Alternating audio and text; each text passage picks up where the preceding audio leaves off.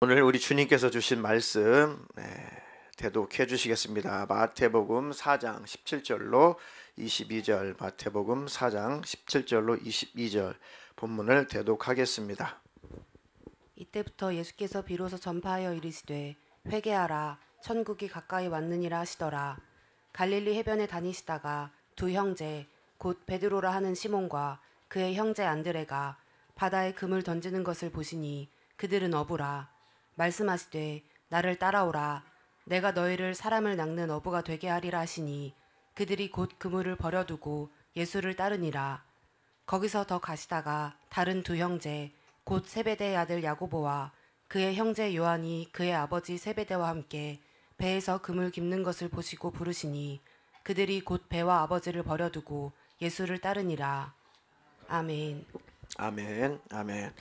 오늘 설교 제목 두 번 같이 읽겠습니다. 시작. 기독교 신앙의 본질을 놓치지 말라. 기독교 신앙의 본질을 놓치지 말라. 학창 시절에 이제 선생님이 이렇게 어떤 서류를 쭉 나눠주시면 소위 신상 카드 같은 거죠. 학기 초에 쭉 적다 보면은 종교란이 있습니다. 당신의 종교는 무엇입니까? 뭐 지금 있는지 없는지 모르겠지만 저희 때는 자주 발견했습니다. 어릴 때는 할머니 따라서 가끔 1년에 한두 번씩 절에를 다녔기 때문에 초등학교 저학년 때는 당연히 그냥 종교란에는 불교입니다. 불교 이렇게. 이제 고학년이 되어 가지고는 나는 불교인 같지는 않은데 가끔 할머니 따라 어릴 때 절이 몇 번 간 것뿐이고 나는 불교인 같지는 않은데 불교에 대해서 아무것도 모르는데 집에서는 뭐 1년에 수차례씩 유교식으로 제사를 지내니까 나는 유교에 가까운데 초등학교 고학년 때는 종교란에 유교입니다. 유교 이렇게. 그리고 이제 중학교로 올라갔어요. 유교가 뭔지 조금 알다 보니까 난 유교인도 아니네. 불교인도 아니고 유교인도 아니고. 중학교 올라가서는 종교란에 뭐라고 썼겠어요? 무교. 나는 교가 없어. 난 종교가 없어. 무교. 아이고 신감 편하다. 무교 이렇게.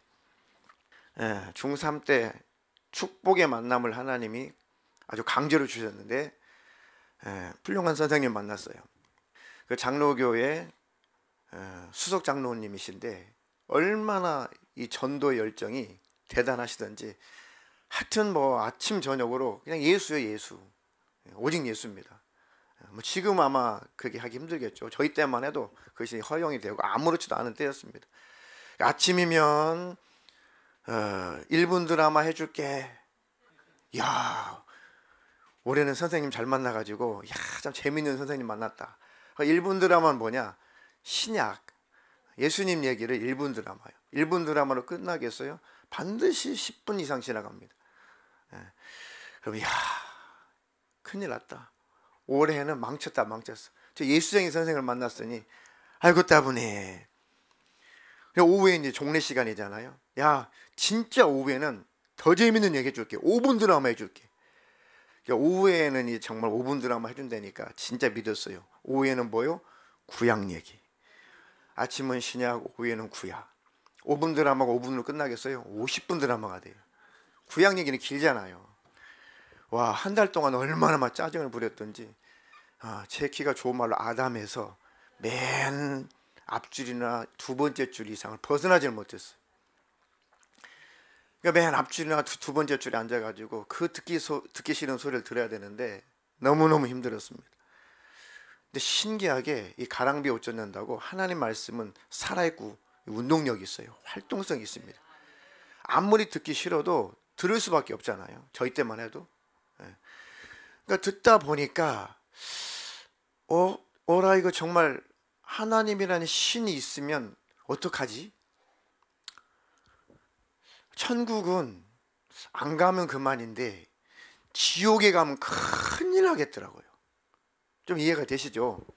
뭐 천국은 안 가봤으니까 모르니까 그때 당시 느낌도 모르겠고 천국이 아마 좋다는 곳이라는데 그때 당시에 뭐 그까지 안 가면 그만이겠는데 지옥은 생각만 해도 지옥이라는 단어 자체도 막 공포스럽잖아요. 지옥, 막 불구덩이 막 이러니까 지옥은 가면 안 되겠더라고요.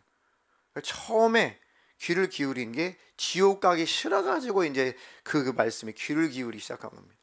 그러다 보니까 천국도 믿어지고 지옥도 믿어지고 하나님의 살아계심이 너무 믿어지고 그러다가 이제 수련회도 따라가게 되고 그다가 여러 가지 사건상 상황상 집안에 엄청난 반대상 종갓집도 장손이기도 하고 해서 당장 교회를 가지 못하고 마음속으로 예수님만 영접하고 중학교 3학년이 지나고 고등학교 1학년이 지나고 고등학교 2학년이 지나고 고등학교 2학년이 이제 여름방학 때쯤 돼서 이제 머리가 크니까 아유 아버지한테 좀 맞고 말지 좀 욕 좀 얻어먹고 말지 나도 이 정도 컸으니까 내 마음대로 이거 결정 못해 종교 하나 결정 못해 해서 다니기 시작한 게 이제 교회입니다. 그때부터 종교라는 뭐가 됐어요? 비로소 제 종교라는 기독교가 됐어요. 처음에 쑥스러워가지고 처음 못했어요.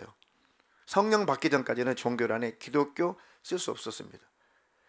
근데 성령 받고 나서는 기독교라고 자신 있게 쓸 수가 있었어요.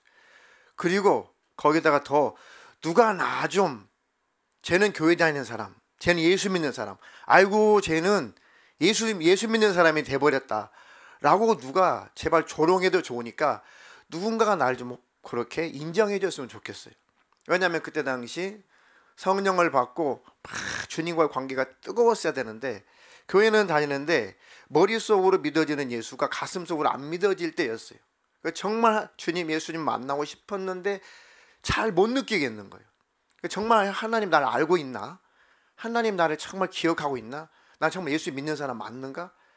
왜 예수 믿는 사람이어야 지옥 안 가고 천국 가니까 정말 하나님의 어떤 음성이라도 들려줘서 내가 너 알고 있어, 너는 믿음이 있어 라고 해주면 좋겠는데 전혀 그러지를 않으니까 느낌조차 없으니까 누군가가 나를 좀 인정해 줬으면 좋겠었어요. 근데 어떤 우리 동창생이 저한테 그러더라고요. 아이고 저 밥맛 떨어진 예수쟁이. 조롱을 했는데 저는 너무너무너무 반가웠어요. 반가운 빗소리 들려 산천이 춤을 추네, 초목이 춤을 추네. 야 정말 내가 예수 믿는 사람으로서 이제 보이나 보구나. 그럴 때가 있었습니다. 잘 뭐 기독교 신앙이 뭔지 예수 믿는 것이 뭔지 잘 본질도 모르면서 어쨌든 예수 믿는 것 그 자체가 너무 좋았어요. 그 뒤로 성령을 받고 예수님을 뜨겁게 만난 다음부터는 자신 있게 누가 뭐래도 나는 예수 믿는 사람이야, 나는 기독교인이야 라고 자처했던 그런 때가 있었습니다. 자, 기독교 오늘 설교 제목이 뭐죠? 설교 제목 벌써 잊어버리셨죠? 감사합니다. 한번 확인하는 마음으로 한번 읽어보겠습니다. 시작. 기독교 신앙의 본질을 놓치지 말라. 기독교 신앙의 본질을 놓치지 말라. 자, 기독교 잘 아시겠지만 그래도 우리가 복습하는 마음으로 한번 자료 화면을 보면서 조금 알아보겠습니다. 자, 기독교 어원을 찾아보면은 이 헬라어인데 이게 크리스토스라고 읽는데 이게 그리스도란 뜻입니다. 그리스도란 말로 이게 이제 영어로 뭐 크라이스트도 되고 이렇게 쭉 이제 다른 언어로 이렇게 쭉 번졌는데 요거를 이제 그리스도라고 이렇게 우리가 읽게 되었습니다. 자, 이 그리스도라고 하는 이 말에서 한자어로 기독교라고 이렇게 명칭을 갖게 됐어요. 요 어원이 흐름이 있습니다. 기독교라고 하는 단어가 이렇게 생성된 이 흐름이 헬라어에서 이 크리스토스에서 그리스도, 그리고 요거를 이제 한자어로 기독교, 그러니까 음가만 따온 거예요. 이 기독교 요게 큰 의미가 있는 게 아니고 그냥 요거를 그냥 음가만 따가지고 기독교 이렇게 한 겁니다. 자, 그러니까 상식적으로 우리는 예수 믿는 그리스도이니까 상식적으로 알아두시길 바라겠습니다. 그러니까 그리스도인 하면 그리스도를 따르는 사람이라는 뜻입니다. 그죠?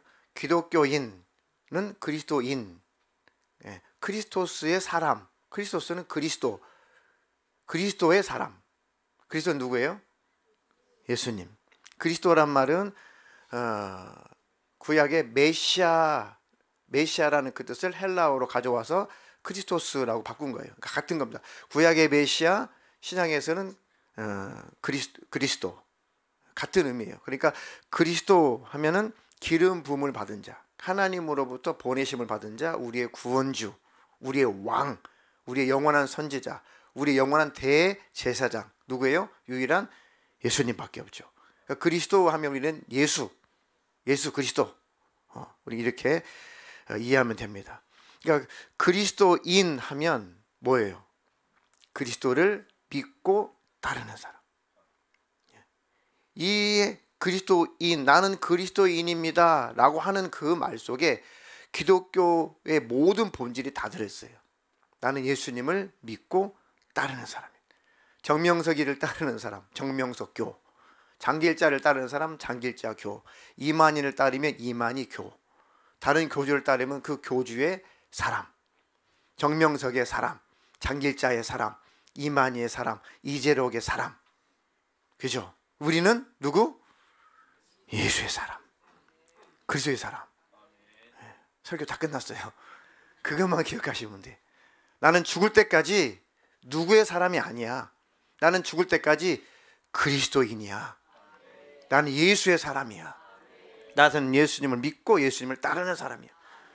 그 안에는 예수님은 나의 주인이십니다. 예수님은 나의 왕이십니다. 예수님은 나의 삶의 이유고 목적이 되십니다. 나는 예수님과 하나님 나라에서, 주님의 나라에서 영원히 행복하게 살고 싶습니다. 나는 예수님의 신부예요. 나는 주님의 자녀입니다. 나는 천국의 백성입니다. 아멘. 이 믿음을 꼭 지키시고 주님을 따르는 삶을 살고, 주님이 우리에게 그리스도인의 삶의 강령을 주신 것처럼 그 말씀대로 마음을 다하여 정성을 다하여 목숨을 다하여 뜻을 다하여 힘을 다하여 주 너의 하나님을 사랑하라. 왜요? 주님도 나를 그렇게 사랑하셨으니까. 은혜 받고 사랑받은 자는 그렇게 살아진다, 살게 된다. 그렇게 살지 못한 것을 자백하고 회개하고, 그렇게 살지 못한 만큼 주의 흘리신 보혈로 나를 덮어주십시오. 부끄러운 나를 가려워 주십시오. 당신은 천국이에요. 주님 오시면 그 신부들은 들림받습니다. 오롯이 예수님만 자랑하니까, 오롯이 예수님만 바라보고 있으니까. 내가 주님 뜻대로 다 살지 못한 것에서 애통하며 가슴을 치고 늘 회개하는 삶을 사니까. 아멘.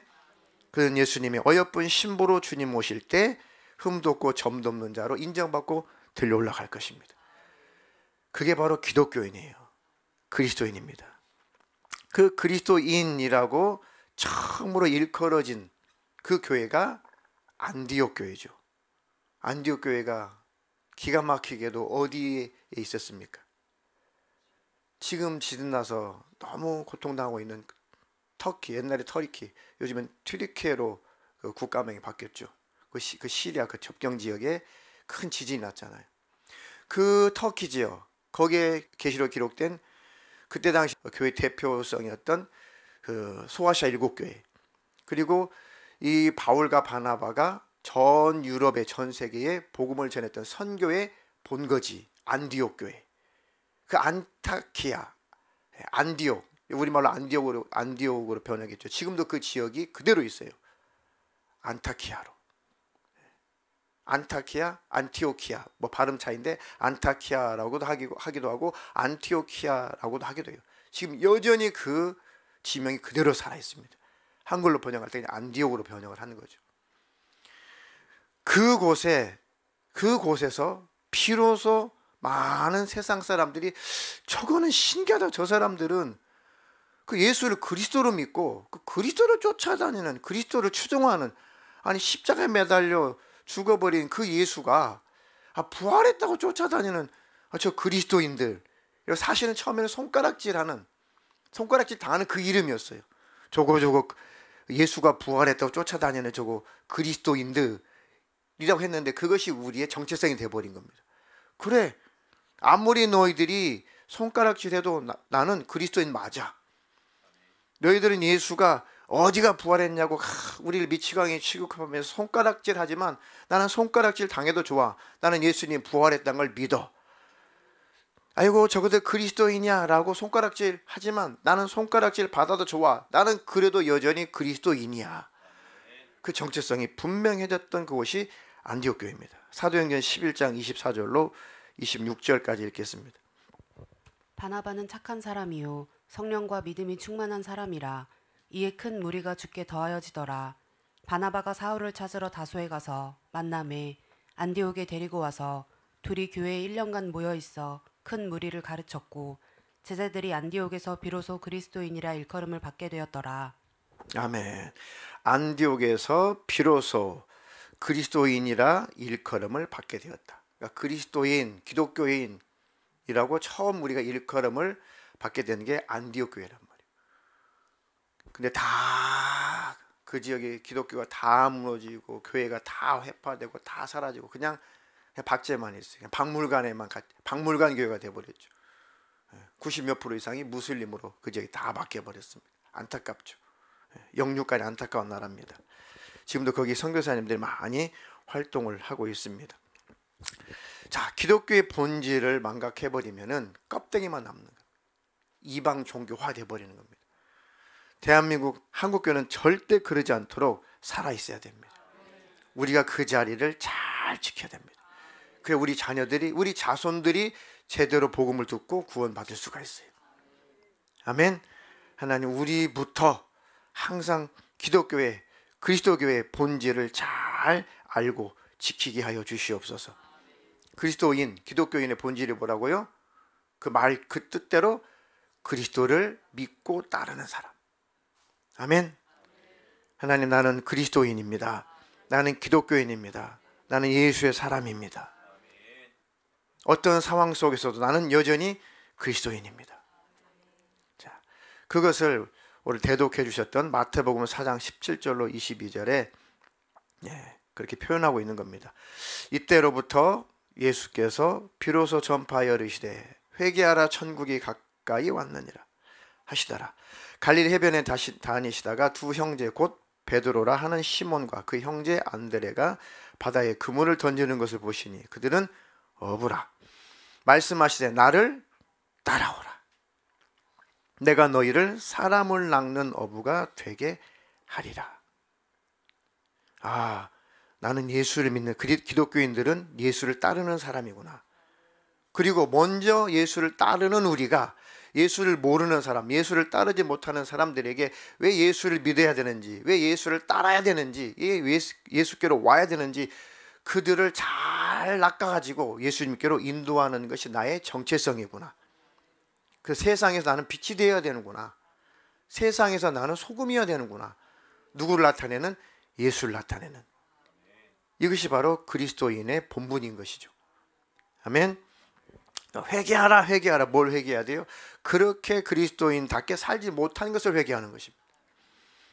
자, 그들이 곧 그물을 버려두고 예수를 따르니라. 거기서 더 가시다가 다른 두 형제 곧 세베대의 아들, 두 아들이죠. 야고보와 그 유명한 그 형제 요한, 그의 아버지 세베대와 함께 배에서 그물 깁는 것을 보시고 예수님이 그들도 부르시죠. 나를 따라오너라. 그들이 곧 배와 아버지를 버려두고 예수를 따르니라. 그러니까 예수 믿으면 직장도 버리고 사업터도 버리고 부모도 버리고 자식도 버리고 다 팽개치라는 것이 아니죠. 지금 그 말씀을 하고 있는 것이 아니죠. 삶의 주인이 누구냐?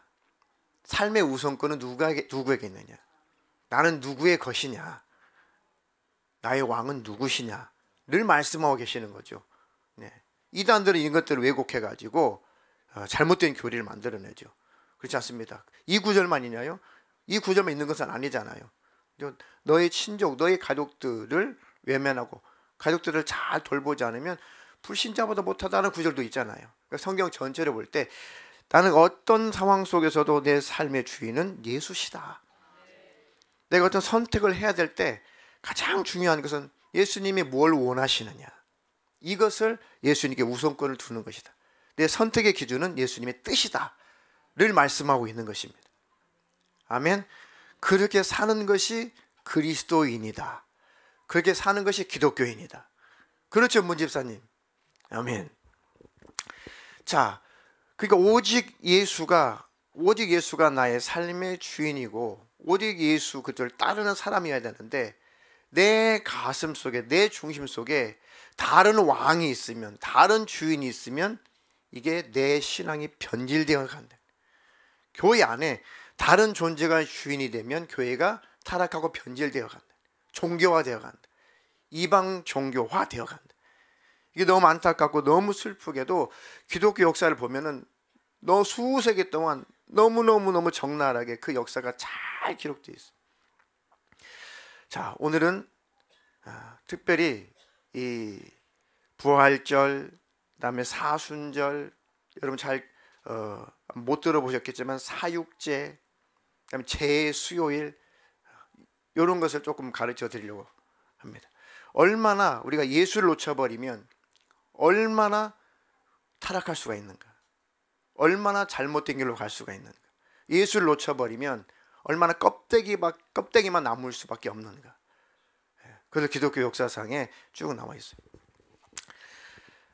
이 부활, 소위 이제 부활절, 우리는 부활 감사 명칭이라도 우리는 제대로 성경적으로 가보자 해서 우리는 4월 9일 날이 올해 이제 부활절이죠. 우리는 부활 감사 예배로 언어라도 단어라도 하나님을 기쁘시게 하자 해서 우리는 그런 절기가 아닌 감사 예배로 우리는 지칭하게 됐습니다.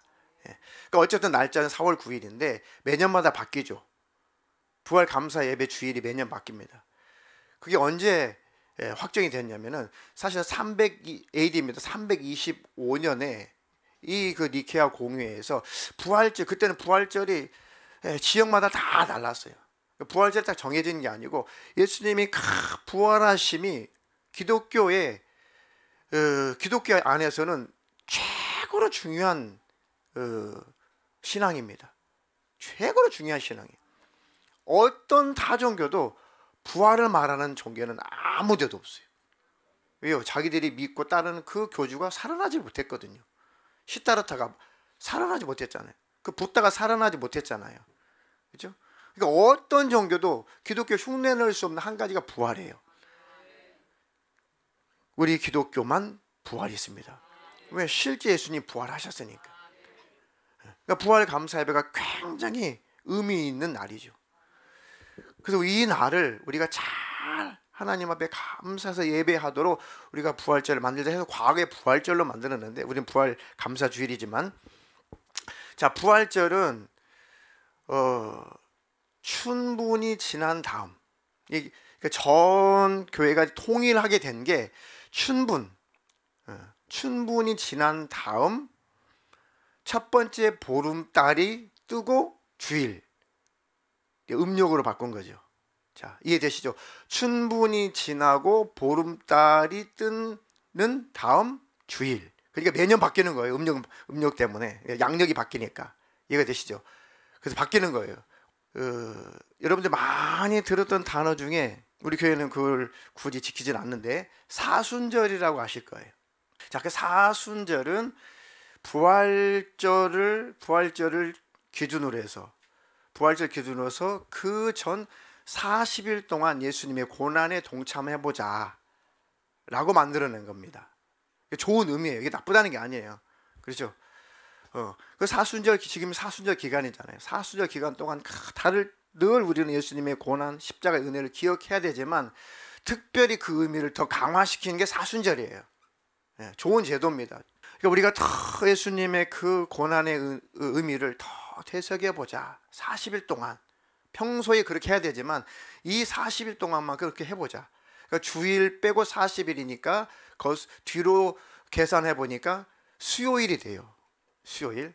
그래서 그 수요일은 이제 사순절이 시작이 되는 겁니다. 그 수요일을 제수요일이라고 해요. 우리는 뭐 잘 모르시겠지만 나무를 태워가지고, 잎사귀를 태워가지고 그 재가 남으면은 그 재를 가지고 이렇게 이마에다가 이 사제들이, 카톨릭의 사제들이 이렇게 십자가를 딱 이렇게 발라줍니다. 수요일 십자가를 재로, 재의 수요일, 그 수요일 날 다 발라주면서 이제 우리는 십자가, 고난당하신 예수 그리스도를 기억하자. 재는 뭡니까? 회개를 말하는 것이죠. 고난을 뜻하는 겁니다. 그렇게 제 수요일로부터 시작해서 40일, 주일 빼고 40일, 그리고 딱 주일이 바로 이제 부활절이 되는 거죠. 자, 처음에 시작은 너무너무 좋았어요. 그래, 내가 너무 허랑방탕했구나. 내가 기독교인인데, 그리스도인인데, 내가 너무 내 배만을 채우며 살았구나. 이 사순절 기간만큼이라도 정말 내가 주님을 더 바라보면서, 주님의 그 고난의 의미를 기억하면서 내가 더 은혜로 살아야겠다. 아멘. 참 좋은 제도고, 그 좋은 것을 만들어냈어요. 그런데 문제는 뭐냐?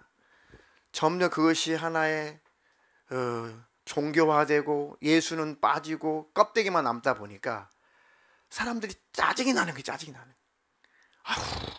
왜 40일 동안 이 사순절 40일 동안 지내기가 너무 싫은 거예요. 왜냐하면 그때 당시에 40일 동안은 금욕해야 된다. 예수님의 고난을 기억하는 사람들이 화랑방탕하면서 막 배부르게 먹고 고기 먹고 막 술 먹고 이러면 안 되지.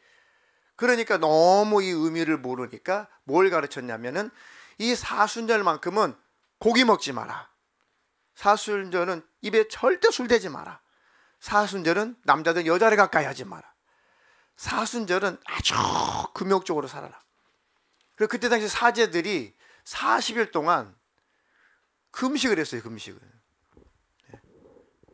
물론 이제 뭐 새끼 금식 당한 건 아니고 하루에 한 끼만 먹는 금식. 잘 먹다가 40일 동안 하루에 한 끼만 먹어보세요.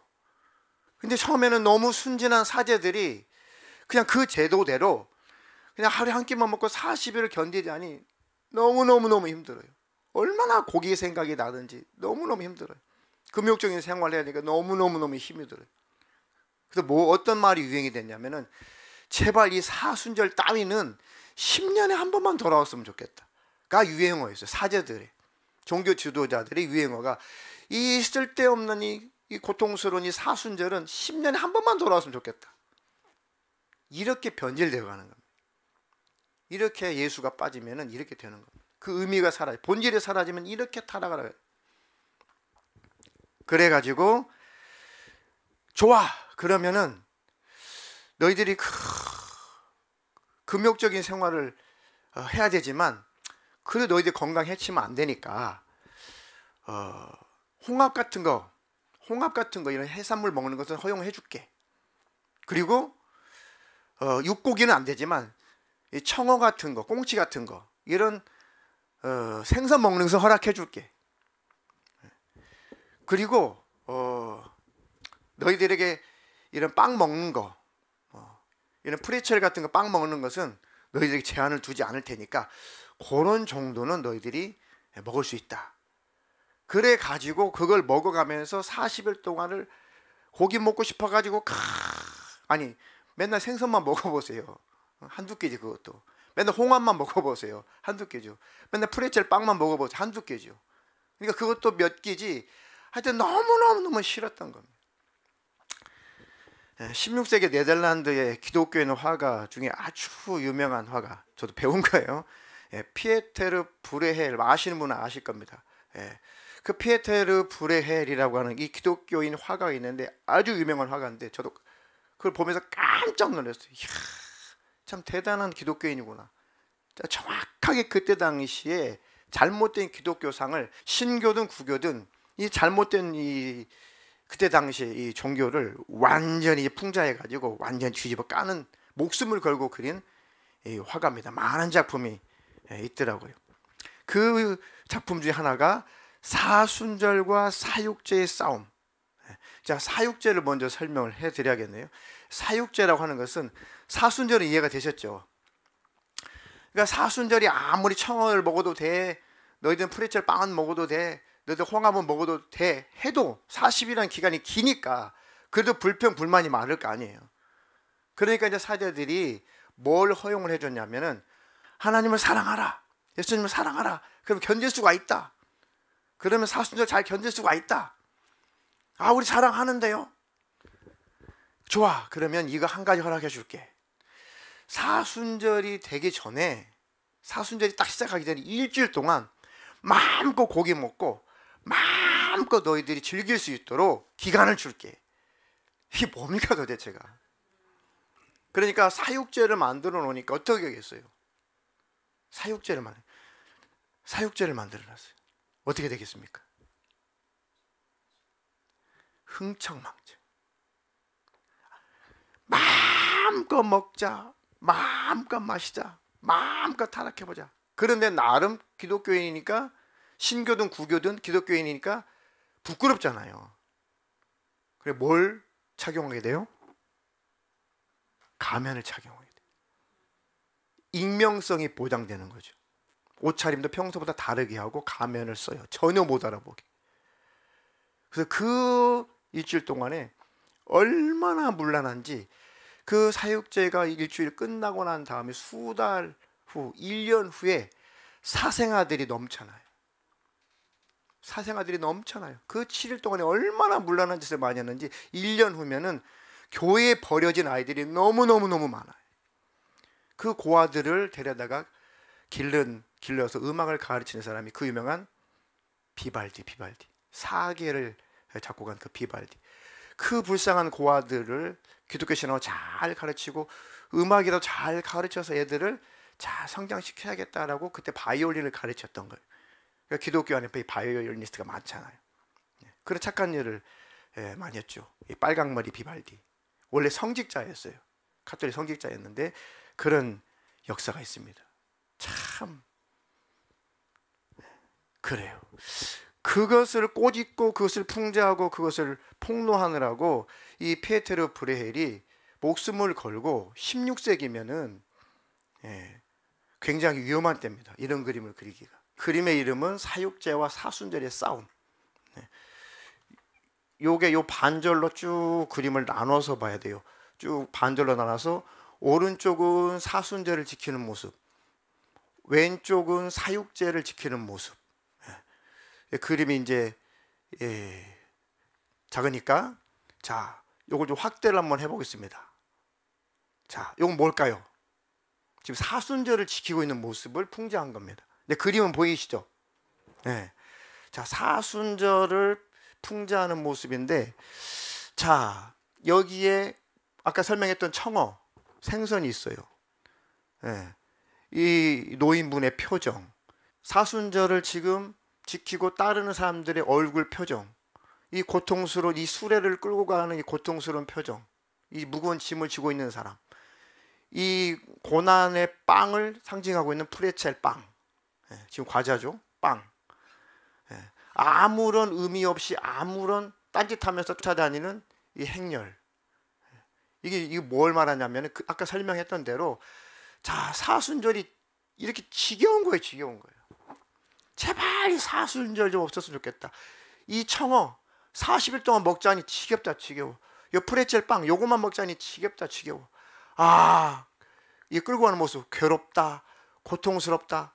야, 무슨 의미, 이 사람 표정, 야, 무슨 의미가 있다는 거야 도대체. 야, 이게 뭔 의미가 있는 거야 도대체 하면서 억지로 사순절을 지키는 사람들을 풍자한 겁니다. 자, 그러면서 이제 반대편, 자, 이 사람들은 사순절이 시작되기 전에는 먹자, 마시자, 부어라, 취하라. 우리 청년들은 술 마시는 사람 없죠? 없을 거예요. 자, 이게 술통입니다. 술통을 아주 타고 배가 터지도록 술을 마시고, 근데 그 고기 꼬치를 아주 통요리를 해가지고 이게 먹어라, 마셔라, 부어라. 이 가면을 쓰고 이렇게 다들 가면을 쓰고 이렇게 가면을 쓰고 야 쫓아다니죠. 이게 뭐 기타인지 뭔지를 모르는 악기를 연주를 하면서 이 행렬을 쫓아가죠. 이렇게 여기 전도 붙이고 있고, 다른 배경 보면 아주 이제 음란하고 이제 문란한 장면들이 이 그림 전체 보면 다 아주 뭐 수없는 그 내용들을 그 한 편의 한 장의 그림에 엄청나게 많은 내용들을 많이 그려놨더라고요. 대표적으로 지금 사육제하고 사순절만 우리가 보고 있는 겁니다. 그 그림의 일부를 확대한 거예요. 부어라, 먹어라, 마셔라. 이러면서 지겨운 사순절이 다가오기 전에 이 사육제 기간 동안에 마음껏 먹자, 마음껏 타락하자. 그나마 부끄러우니까 가면을 쓰고 즐기자. 실컷 쾌락을 누리자. 이게 예수 없는 종교예요. 이렇게 기독교 역사상에 아주 이렇게 불행한 일들이 수세기 동안 있어 왔습니다. 저런 곳에서 우리가 탈출한 것은 카톨릭에서 나온 게 아니고, 우리 개신교라고 하죠. 카톨릭 나온 게 아니고 우리는 원래 성경대로 돌아가자는 거지, 카톨릭이 큰 집이 우리가 작은 집이 아니에요. 우리 원래 성경으로 돌아가자 했던 거죠. 카톨릭에서 우리는 분리돼서 나온 게 아닙니다. 그러니까 카톨릭은 자기들이 큰 집이고 우리는 작은 집이고, 노, 절대 아닙니다. 그들은 아예 본질 자체가 없어져 버렸고 우리는 본질을 찾은 것뿐이에요. 그런데 지금의 기독교도, 지금도 기독교인들도 기독교인, 그리스도인인데도 저런 모습으로 살아가고 있다는 게 현실이죠. 역사는 반복이 되는 겁니다. 나는 어느 쪽의 사람인가? 난 사순절을 지키는 사람의 모습인가? 교회는 가야 되고, 예배는 드려야 되고, 기도도 해야 되고, 뭣도 해야 되고, 전도도 해야 되고, 헌금도 해야 되고, 아이고, 억지로 종교 생활 하듯이, 사순절을 억지로 지키듯이 그런 내가 신앙생활을 하고 있는 사람인가? 괜찮아. 다 진리가 자유케 해서 천국은 따놓은 당상이야. 우리는 다 천국에 들어가게 돼 있어. 먹어라, 마셔라, 부어라. 흥청망청 자기 배만을 위해서 사는 무늬만 있는 기독교인인가? 주님의 일에, 교회 일에 아무 관심 없이 내 배만 채우고 있는, 사육죄를 보내고 있는 그런 기독교인인가? 과거의 기독교 역사가 저랬던 것처럼 지금도 현재도 그러고 있는 거죠. 나는 저 두 가지 모습 중에 나는 어떤 모습에 가까운가? 다행스럽게 저런 모습이 아예 없다면 너무너무 감사한 일이고, 저 두 가지 그림 중에 조금이라도 내 모습이 투영되어 있다면, 그 모습 속에, 그림 속에 내 모습을 발견했다면 회개할 일이죠. 철저하게 회개할 일이죠. 아멘. 성경 두 구절 읽고 오늘 설교를 마감하려고 합니다. 자, 로마서 14장 5절로 8절입니다. 어떤 사람은 이 날을 전날보다 낮게 여기고 어떤 사람은 모든 날을 같게 여기나니 각각 자기 마음으로 확장할지니라. 나를 중히 여기는 자도 주를 위하여 중히 여기고 먹는 자도 주를 위하여 먹으니 이는 하나님께 감사함이요 먹지 않는 자도 주를 위하여 먹지 아니하며 하나님께 감사하느니라. 우리 중에 누구든지 자기를 위하여 사는 자가 없고 자기를 위하여 죽는 자도 없도다. 우리가 살아도 주를 위하여 살고 죽어도 주를 위하여 죽나니 그러므로 사나 죽으나 우리가 주의 것이로다. 아멘. 그때 당시에도 로마 하면은 이제 이방인들이 많이 섞여 살았단 말이죠. 어떤 사람은 이 날을 정해놓고 다른 날보다도 낮게 여기고, 어떤 사람들은 모든 날을 다 같게 여긴다. 우리는 주로 후자 쪽이잖아요. 그죠? 우리는 매일 부활절이고 매일 성령 강림절이고 매일 안식일이고, 아멘. 그런데 그런 평일보다도 한 날을 정해가지고, 사순절을 정해서, 부활절을 정해서 이 날만큼은 더 예수님의 고난을 기억해보자 라고 하는 것도 본질만 정확하다면 옳다, 이해가 되죠? 이 구절이 그걸 말씀하고 있는 겁니다. 그렇죠? 그러니까 우리가 무슨 뭐 그런 걸 지켜, 뭐 사순절 지켜라고 비난할 일은 아니다. 그 본질을 왜곡한 것이 문제지, 그 의미를 갖고 있다면은 그 껍데기는 그렇게 중요한 게 아니다. 본질이 중요한 것이다. 아멘. 그러니까 어떤 사람은 이 날을 전날보다 낮게 여기고, 어떤 사람들은 그냥 모든 날을 같게 여긴다. 각각 자기 마음으로 확정하면 되는다. 본질만 정확하면 된다. 나를 중히 여기는 자도 주를 위하여 중히 여기고, 아멘. 먹는 자도 주를 위하여 먹으니 이는 하나님께 감사하며 먹지 않는 자도 주를 위하여 먹지 아니하며 하나님께 감사하느니라. 우리 중에 누구든지 자기를 위하여 사는 자가 없고 자기를 위하여 죽는 자도 없도다. 우리가 살아도 주를 위하여 살고 죽어도 주를 위하여 죽나니 그러므로 사나 죽으나 우리가 주의 것이로다. 그 중심, 그 본질을 지키면 그만인 겁니다. 아멘. 자, 로마서 13장 14절로 11절로 14절 마지막 읽겠습니다. 또한 너희가 이 시기를 알거니와 자다가 깰 때가 벌써 되었으니 이는 이제 우리의 구원이 처음 믿을 때보다 가까웠음이라.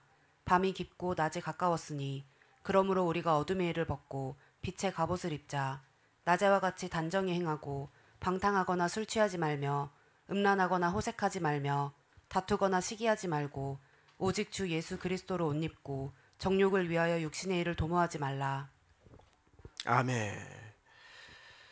자, 너희가 이 시기를 알거니와 자다가 깰 때가 벌써 되었다. 이는 이제 우리의 구원이 처음 믿을 때보다 가까웠습니다. 밤이 깊고 낮이 가까웠다. 세상이 어두워지고 타락하고 죄악에 관영하고 이렇게 캄캄해지면 주님이 노아의 때와 같으니까 주님이 가까이 오셨다. 곧 재림하신다 그 말씀이죠. 밤이 깊다면 낮이 가까웠다는 것이다. 주님이 가까이 오신다는 것이다. 오실래 가까웠다는 것이다. 그러니까 우리가 어둠의 일을 벗어버리고 빛의 갑옷을 입자. 사역제를 지키는 사람처럼 흥청망청 부어라 먹어라 마셔라 하지 말고 낮에와 같이 단정히 행하고 방탕하거나 술 취하지 말고 음란하거나 호색하지 말고 다투거나 시기하지 말고 오직 주 예수 그리스도로 옷 입고 정욕을 위하여 육신의 일을 도모하지 말라. 아멘. 그러니까 사순절, 사육제 이해가 되셨죠? 우리는 그 저 두 가지 그림 중에 어느 편도 아니고 오직 우리는 예수 그리스도를 따르는 사람. 혹시 나는 이쪽에 좀 속했나? 나는 이쪽 그림에 조금 나는 소속이 됐나? 그렇다면 회개하셔야 됩니다. 아멘. 나는 어느 쪽 그림에도 소속되지 않고 나는 예수께 속한 사람입니다. 마지막 때가 가까우면 가까울수록 신앙의 본질을 놓치면 절대 안 됩니다. 아멘. 우리의 신앙의 본질은 예수뿐이다. 주님을 사랑하고 주님을 믿고 주님께 순종하고 천국을 바라보고 천국을 소망하며 사는 것, 하나님 나라를 위해서 사는 것, 지옥 가는 사람들을 끌어내고 건져내는 것, 죄와 싸워서 이기는 것, 안 되는 것마다 자백하고 또 하나님 앞에 회개하는 삶을 사는 것, 그것이 기독교고 그리스도인이다. 아멘. 절기 어떤 날, 물론 구약적인 맥주절이니 이런 절기는 예수님이 이룬 절기는 죽을 때까지 이것은 불필요합니다. 이건 아니에요. 예수님이 이룬 절기는 아닙니다. 그러나 교회 안에서 사순절이야, 고난주간이야, 부활절이야 라고 하는 것은 구약적인 예수님이 이루지 못한 그런 절기가 아니, 예수님 잃어버린 절기가 아니라 그 예수 잘 믿자고 만드는 날들인데 그것들을 귀하게 여기는 것도 본질 잃지 말아라. 그것을 지키지 않는다고 해서 조롱하지 마라. 몸은 예수다. 예수를 따르는 것이 제일 중요한 것이다. 성경대로. 아멘. 예수를 따르는 저와 여러분 되기를 주님의 이름으로 축원합니다.